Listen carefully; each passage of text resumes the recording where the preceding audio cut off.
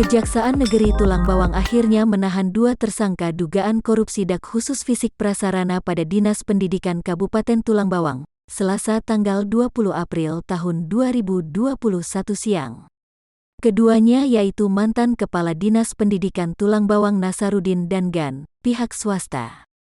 Keduanya menjadi tersangka perkara dugaan pungutan liar dak pada Dinas Pendidikan Tulang Bawang tahun anggaran 2019 senilai 49 miliar rupiah. NS ditahan berdasarkan surat perintah penahanan nomor PRIN 01 L pukul 8.18 FET 1/04/2021 tanggal 20 April tahun 2021. Nasarudin ditahan 3 bulan setelah menyandang status tersangka.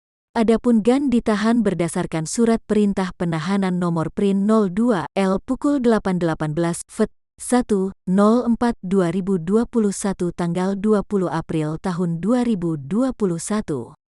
Ini penahanan penyidik selama 20 hari sejak tanggal 20 April tahun 2021 sampai dengan tanggal 9 Mei tahun 2021, ungkap Kasih Intel Kejari Tulang Bawang Leonardo Adiguna.